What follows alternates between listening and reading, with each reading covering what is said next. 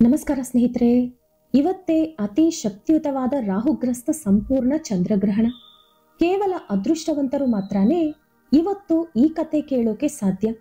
ಇವತ್ತು ಈ ಕತೆ ಕೇಳಿದರೆ ಗ್ರಹಣ ದೋಷಗಳು, ಪೀಡೆಗಳು, ಕಷ್ಟಗಳು, ಬಾಧೆಗಳು ಹೋಗಿ ಚಂದ್ರದೇವರ ಸಂಪೂರ್ಣ ಆಶೀರ್ವಾದ ಸಿಗುತ್ತದೆ. ನೀವು ಮುಟ್ಟಿದ್ದೆಲ್ಲವೂ ಚಿನ್ನವಾಗುತ್ತದೆ. ಹಾಗಾಗಿ ಆಲಸ್ಯ ಮಾಡದೆ ಕತೆ ಕೇಳೋಣ. ಆದರೆ ಅದಕ್ಕೂ ಮುಂಚೆ ನೀವಿನ್ನೂ ನಮ್ಮ ಚಾನೆಲ್ ಅನ್ನು ಸಬ್ಸ್ಕ್ರೈಬ್ ಮಾಡ್ಕೊಂಡಿಲ್ಲ ಅಂದ್ರೆ ಖಂಡಿತ ಈಗಲೇ ಸಬ್ಸ್ಕ್ರೈಬ್ ಮಾಡ್ಕೊಳ್ಳಿ. ಹಾಗೆ ಈ ವಿಡಿಯೋ ಇಷ್ಟ ಆದ್ರೆ ಮರೀದೇ ಒಂದು ಲೈಕ್ ಕೊಡಿ. ಪೂರ್ವದಲ್ಲಿ ವಿಜಯಪುರಿ ಎಂಬ ಸುಂದರವಾದ ರಾಜ್ಯವಿತ್ತು. ಆ ರಾಜ್ಯವನ್ನು ವಿಕ್ರಮಸೇನ ಎಂಬ ರಾಜ ಆಳುತ್ತಿದ್ದ. ಅವನಿಗೆ ಹೇಮಾವತಿ ಎಂಬ ಮಗಳಿದ್ದಳು. ಅವಳು ನೋಡುವುದಕ್ಕೆ ಮಾತ್ರ ಸುಂದರವಾಗಿ ಇರುವುದಲ್ಲದೆ ದಯೆ ಹಾಗೂ ಧೈರ್ಯದಲ್ಲಿ ಕೂಡ ಉನ್ನತವಾಗಿದ್ದಳು. ಎಲ್ಲವೂ ಚೆನ್ನಾಗಿರುವಾಗ ರಾಜ್ಯದಲ್ಲಿ ಒಂದು ವಿಚಿತ್ರವಾದ ಕಾಯಿಲೆ ಹರಡಿಕೊಂಡಿತು. ಪ್ರಜೆಗಳು ದಣಿದು ಅವರ ಶಕ್ತಿಯನ್ನು ಕಳೆದುಕೊಳ್ಳುತ್ತಿದ್ದರು. ಎಷ್ಟು ಜನ ವೈದ್ಯರು ಪ್ರಯತ್ನಿಸಿದರೂ ಆ ಕಾಯಿಲೆಗೆ ಮಾತ್ರ ಔಷಧಿ ಕಂಡುಹಿಡಿಯಲು ಸಾಧ್ಯವಾಗಲಿಲ್ಲ. ರಾಜ್ಯದಲ್ಲಿ ಈ ಸಮಸ್ಯೆ ಸಾಲದೆಂಬಂತೆ ಆ ರಾಜ್ಯದ ಜ್ಯೋತಿಷಿಗಳು ಒಂದು ಕೆಟ್ಟ ವಿಷಯವನ್ನು ಹೊತ್ತು ತಂದರು.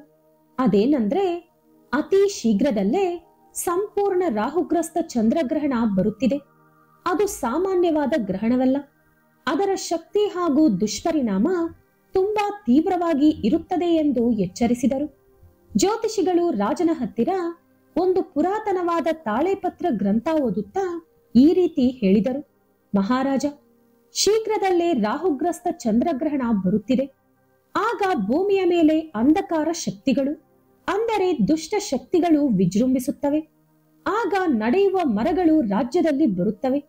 ನಾಯಿಗಳು ಭಯಾನಕವಾಗಿ ಕಿರುಚುತ್ತವೆ. ಈಗಿರುವಂತ ಕಾಯಿಲೆ ವಿಪರೀತವಾಗಿ ಬೆಳೆದು ಹೋಗುತ್ತದೆ. ಅದೇ ಸಮಯದಲ್ಲಿ ಭೂಮಿಯ ಮೇಲೆ ವಾಸವಿರುವ ನಿಸ್ವಾರ್ಥ ಜೀವಿ ಮಾಡುವ ಮಂತ್ರ ಜಪ ದೇವತೆಗಳಿಗೆ ಶಕ್ತಿ ಕೊಡುತ್ತದೆ. ಆ ದಿವ್ಯ ಶಕ್ತಿಯನ್ನು ರಾಜವಂಶಸ್ಥರಲ್ಲಿ ಯಾರಾದರೂ ಹಾರುವ ಕುದುರೆಯ ಮೇಲೆ ಕುಳಿತುಕೊಂಡು ಪ್ರಯಾಣಿಸಿ ಕಂಡುಹಿಡಿದು ಕತ್ತಲನ್ನು ಓಡಿಸಬೇಕಾಗುತ್ತದೆ ಎಂದು ಜ್ಯೋತಿಷಿಗಳು ಮಹಾರಾಜನಿಗೆ ಹೇಳಿದರು. ಇದು ಹೀಗಿರುವಾಗ ವಿಜಯಪುರಿ ಗ್ರಾಮದ ಕೊನೆಯಲ್ಲಿರುವಂತಹ ಒಂದು ಪುಟ್ಟ ಕುಗ್ರಾಮದಲ್ಲಿ ಕಮಲಾ ಎಂಬ ಒಬ್ಬ ಬಡ ಮಹಿಳೆ ವಾಸವಿದ್ದಳು. ಆಕೆಗೆ ತಂದೆ, ತಾಯಿ, ಗಂಡ, ಮಕ್ಕಳು ಯಾರೂ ಇರಲಿಲ್ಲ. ಆಕೆ ಧನ್ವಂತರಿ ದೇವರ ಭಕ್ತಳು. ರಾಜ್ಯದಲ್ಲಿ ಕಾಯಿಲೆ ಹೆಚ್ಚಾಗುತ್ತಿದೆ ಎಂದು ತಿಳಿದುಕೊಂಡ ಕಮಲಾ ಅವಳ ಪುಟ್ಟ ಗುಡಿಸಲಿನ ಒಳಗಡೆ ಕುಳಿತುಕೊಂಡು ಲೋಕ ಕಲ್ಯಾಣಕ್ಕಾಗಿ ಹಗಲು ರಾತ್ರಿ ಎಂಬ ಭೇದಾಭಾವವಿಲ್ಲದೆ ಓಂ ನಮೋ ವಾಸುದೇವಾಯ, ಧನ್ವಂತರಿಯೇ, ಅಮೃತ ಕಲಶ ಹಸ್ತಾಯ, ಸರ್ವಮಯ ವಿನಾಶನಾಯ, ತ್ರೈಲೋಕ್ಯನಾಥಾಯ, ಶ್ರೀ ಮಹಾವಿಷ್ಣುವೇ ನಮಃ ಎಂಬ ಶಕ್ತಿಶಾಲಿ ಮಂತ್ರವನ್ನು ಜಪಿಸಲು ಶುರು ಮಾಡಿದಳು. ಅವಳ ಮನಸ್ಸಿನಲ್ಲಿ ಯಾವ ಸ್ವಾರ್ಥವೂ ಇಲ್ಲ. ಬರೀ ಪ್ರಜೆಗಳು ಚೆನ್ನಾಗಿರಬೇಕು, ಆರೋಗ್ಯವಾಗಿರಬೇಕು ಎಂಬ ಕೋರಿಕೆ ಮಾತ್ರ ಇತ್ತು.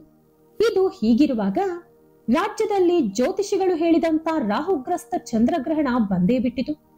ಆ ದಿಸದಲ್ಲಿ ಚಂದ್ರ ನಿಧಾನವಾಗಿ ಕಾಂತಿಯನ್ನು ಕಳೆದುಕೊಳ್ಳುತ್ತಿದ್ದರು. ಭೂಮಿಯ ಮೇಲೆ ಕಗ್ಗತ್ತಲು ಆವರಿಸಿತು. ಚಂದ್ರ ನಿಧಾನವಾಗಿ ಕೆಂಪು ಬಣ್ಣಕ್ಕೆ ತಿರುಗಿದ. ಅದೇ ಸಮಯದಲ್ಲಿ ರಾಜ್ಯದಲ್ಲಿ ನಾಯಿಗಳ ಕಿರುಚಾಟ ಭಯಾನಕವಾಗಿ ಕೇಳಿಸತೊಡಗಿತು. ನಾಯಿಗಳ ಕಿರುಚಾಟದಲ್ಲಿ ಯಾವುದೋ ತಿಳಿಯದ ಭಯ ಹಾಗೂ ವೇದನೆ ಇತ್ತು. ಎಲ್ಲರನ್ನೂ ಆಶ್ಚರ್ಯ ಹಾಗೂ ಭಯಕ್ಕೆ ಗುರಿ ಮಾಡುತ್ತಾ ಆ ರಾಜ್ಯದಲ್ಲಿದ್ದ ನೂರಾರು ವರ್ಷಗಳ ಹಳೆ ಮರಗಳು ಬೇರುಗಳನ್ನು ಭೂಮಿಯಿಂದ ಮೇಲಕ್ಕೆ ಎಳೆದುಕೊಂಡು ನಿಧಾನವಾಗಿ ರಾಜ್ಯದೊಳಗೆ ನಡೆದುಕೊಂಡು ಬಂದವು. ಆ ಮರಗಳು ಎಲ್ಲೆಲ್ಲಿ ನಡೆದುಕೊಂಡು ಬರುತ್ತಿದ್ದವೋ ಅಲ್ಲೆಲ್ಲಾ ಕೂಡ ಕಾಯಿಲೆ ತೀವ್ರ ಹಂತಕ್ಕೆ ತಿರುಗುತ್ತಿತ್ತು. ಇದೆಲ್ಲವನ್ನು ನೋಡುತ್ತಿದ್ದ ರಾಜ ನಿರುತ್ಸಾಹಗೊಂಡು ಒಂದು ಮೂಲೆಯಲ್ಲಿ ಕುಳಿತುಬಿಟ್ಟ. ಅವನ ಪ್ರೀತಿಯ ಪ್ರಜೆಗಳು ಕಣ್ಣ ಮುಂದೆಯೇ ಸತ್ತು ಹೋಗುತ್ತಿದ್ದರೂ ಅವನಿಗೆ ಏನು ಮಾಡಲು ಸಾಧ್ಯವಾಗಲಿಲ್ಲ. ಅವನ ಮಗಳಾದ ಹೇಮಾವತಿಗೆ ತಂದೆಯ ದುಃಖ, ಪ್ರಜೆಗಳ ನೋವು, ಕಷ್ಟ ನೋಡಲು ಆಗಲಿಲ್ಲ. ಜ್ಯೋತಿಷಿಗಳು ಹೇಳಿದ ಮಾತು ಅವಳಿಗೆ ನೆನಪಾಯಿತು. ಅದುವೇ ರಾಜ ವಂಶಸ್ಥರೊಬ್ಬರು ಹಾರುವ ಕುದುರೆಯ ಮೇಲೆ ಪ್ರಯಾಣಿಸಬೇಕು ಎಂಬ ಮಾತು. ಅವಳ ರಾಜ್ಯದಲ್ಲಿ ಪವನ ಎಂಬ ಒಂದು ರೆಕ್ಕೆಗಳ ಕುದುರೆ ಇರುವುದಾಗಿ, ಅದು ಕೇವಲ ಸ್ವಚ್ಛವಾದ ಮನಸ್ಸುಳ್ಳ ವ್ಯಕ್ತಿಗೆ ಮಾತ್ರವೇ ಕಾಣಿಸುವುದಾಗಿ ಅವಳು ಚಿಕ್ಕ ವಯಸ್ಸಿನಿಂದ ಕತೆ ರೂಪದಲ್ಲಿ ಕೇಳ್ಪಟ್ಟಿದ್ದಳು. ಒಂದು ಸಲ ಪ್ರಯತ್ನಿಸೋಣ, ನಿಜವಿದ್ದರೆ ಎಲ್ಲರನ್ನೂ ಕಾಪಾಡಬಹುದು ಅಂದುಕೊಂಡ ಯುವರಾಣಿ ಅಶ್ವಶಾಲೆಗೆ ಹೋದಳು. ಅಲ್ಲಿ ನಿಸ್ವಾರ್ಥ ಭಕ್ತಿಯಿಂದ ಪ್ರಾರ್ಥಿಸಿದಳು. ಅವಳ ನಿಸ್ವಾರ್ಥ ಭಕ್ತಿಗೆ ಮೆಚ್ಚಿದ ಬಿಳಿ ಬಣ್ಣದ ಹಾರುವ ಕುದುರೆಯೊಂದು ಅವಳ ಮುಂದೆ ಪ್ರತ್ಯಕ್ಷವಾಯಿತು. ಯುವರಾಣಿ ಆ ಕುದುರೆಯ ಮೇಲೆ ಹತ್ತಿ ಕುಳಿತುಕೊಂಡಳು. ಆ ಕುದುರೆ ಆ ಗ್ರಹಣದ ಕಗ್ಗತ್ತಲಿನಲ್ಲಿ ಆಗಸದಲ್ಲಿ ಯುವರಾಣಿಯನ್ನು ಕೂರಿಸಿಕೊಂಡು ಹಾರೋಕೆ ಶುರು ಮಾಡಿತು. ಕೆಳಗಡೆ ನಡೆಯುತ್ತಿರುವ ಮರಗಳು ಒಂದು ದೊಡ್ಡ ಸೈನ್ಯದಂತೆ ನಗರದೊಳಗೆ ನುಗ್ಗುತ್ತಿದ್ದವು. ಇತ್ತ ಸ್ವರ್ಗಲೋಕದಲ್ಲಿ ದುಷ್ಟಶಕ್ತಿಗಳ ಪ್ರಭಾವದಿಂದ ಬಲಹೀನವಾಗಿದ್ದ ದೇವತೆಗಳಿಗೆ ನಿಧಾನವಾಗಿ ಶಕ್ತಿ ಬರಲು ಶುರುವಾಯಿತು. ದೇವತೆಗಳಿಗೆ ಆ ಶಕ್ತಿ ಅವರಿಗೆ ಎಲ್ಲಿಂದ ಬರುತ್ತಿದೆ ಎಂದು ಅರ್ಥವಾಗಲಿಲ್ಲ. ಆಗಸದಲ್ಲಿ ಕುದುರೆ ಮೇಲೆ ಪ್ರಯಾಣಿಸುತ್ತಿದ್ದ ಯುವರಾಣಿ ರಾಜ್ಯದ ಕೊನೆಯಲ್ಲಿ ಒಂದು ಚಿಕ್ಕ ಗುಡಿಸಲಿನ ಒಳಗಿನಿಂದ ಚಿನ್ನದ ಕಾಂತಿಯಿಂದ ಶಕ್ತಿ ಆಗಸಕ್ಕೆ ಹೋಗುತ್ತಿರುವುದು ನೋಡಿದಳು. ಆ ಕಾಂತಿ ಆ ಗುಡಿಸಲಿನಲ್ಲಿ ಕಮಲ ಮಾಡುತ್ತಿರುವ ಮಂತ್ರ ಜಪದಿಂದ ಬರುತ್ತಿತ್ತು. ಆ ಕುದುರೆ ನೇರವಾಗಿ ಕಾಂತಿ ಬರುತ್ತಿದ್ದ ಗುಡಿಸಲಿನ ಕಡೆ ಹಾರಿತು. ಯುವರಾಣಿ ಗುಡಿಸಲಿನ ಹತ್ತಿರ ಇಳಿಯುವ ಹೊತ್ತಿಗೆ ನಡೆಯುವ ಮರಗಳೆಲ್ಲ ಕೂಡ ಆ ಜಾಗವನ್ನು ಸುತ್ತುಮುಟ್ಟಲು ಬರುತ್ತಿದ್ದವು.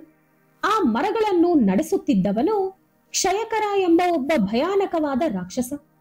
ಕಮಲಾಳ ಮಂತ್ರ ಜಪದಿಂದ ಬರುತ್ತಿದ್ದ ಆ ದಿವ್ಯ ಶಕ್ತಿಯನ್ನು ನಾಶಗೊಳಿಸುವುದೇ ಅವನ ಗುರಿಯಾಗಿತ್ತು. ಯುವರಾಣಿ ಕಮಲಾಳನ್ನು ಕಾಪಾಡಲು ಖಡ್ಗ ಹಿಡಿದುಕೊಂಡು ಅವಳ ಮನೆಯ ಮುಂದೆ ನಿಂತುಕೊಂಡಳು. ಕಮಲಾಳ ಮಂತ್ರಶಕ್ತಿ ಅವಳ ಮನೆಯ ಸುತ್ತಲೂ ಒಂದು ಕವಚದಂತೆ ರೂಪುಗೊಂಡಿತು. ಹೇಮಾವತಿ ಕ್ಷಯಕರನೊಂದಿಗೆ ಯುದ್ಧ ಶುರು ಮಾಡಿದಳು. ಕಮಲಾಳ ಮಂತ್ರಜಪದಿಂದ ಶಕ್ತಿಯನ್ನು ಪಡೆದುಕೊಂಡ ದೇವತೆಗಳು ಹೇಮಾವತಿಗೆ ಪರೋಕ್ಷವಾಗಿ ಸಹಾಯ ಮಾಡಿದರು. ಗ್ರಹಣ ಮಧ್ಯಕಾಲಕ್ಕೆ ಬಂದಿತು.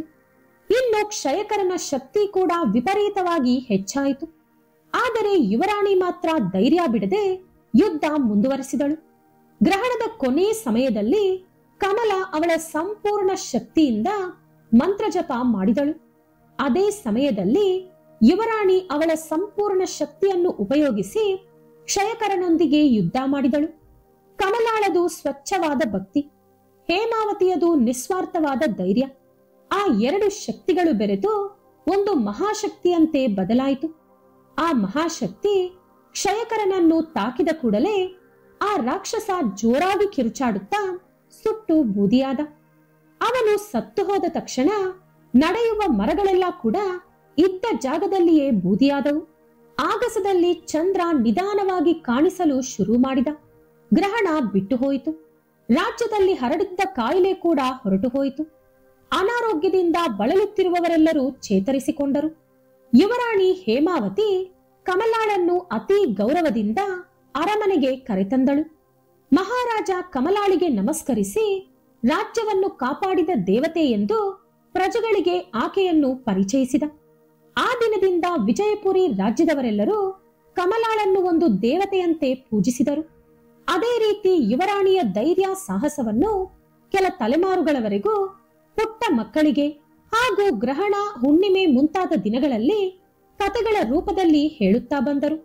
ಈ ಕಥೆಯಿಂದ ನಮಗೆ ಅರ್ಥವಾಗುವ ನೀತಿ ಏನೆಂದರೆ, ಅಧಿಕಾರ ಹಾಗೂ ಸಂಪತ್ತಿಗಿಂತಲೂ ಸ್ವಚ್ಛವಾದ ಭಕ್ತಿ ಹಾಗೂ ನಿಸ್ವಾರ್ಥವಾದ ಧೈರ್ಯಕ್ಕೆ ಎದುರಿಲ್ಲ. ಅದು ಎಂತಹ ಕತ್ತಲನ್ನಾದರೂ ಜಯಿಸುತ್ತದೆ ಎಂಬುದು ತಿಳಿಯುತ್ತದೆ. ಈ ಕಥೆಯನ್ನು ಇವತ್ತು ಕೇಳಿದರೆ ಮಹಾಪುಣ್ಯ. ಇದುವರೆಗೂ ಈ ಕತೆ ಕೇಳಿದ ನಿಮ್ಮೆಲ್ಲರಿಗೂ ಒಳ್ಳೆಯದಾಗಲಿ. ಈ ವಿಡಿಯೋ ಇಷ್ಟ ಆದರೆ ಲೈಕ್ ಮಾಡಿ, ಶೇರ್ ಮಾಡಿ. ಇಂತಹ ಹೆಚ್ಚಿನ ಉತ್ತಮ ಮಾಹಿತಿಗಳಿಗಾಗಿ ತಪ್ಪದೇ ನಮ್ಮ ಚಾನೆಲ್ ಅನ್ನು ಸಬ್ಸ್ಕ್ರೈಬ್ ಮಾಡ್ಕೊಳ್ಳಿ.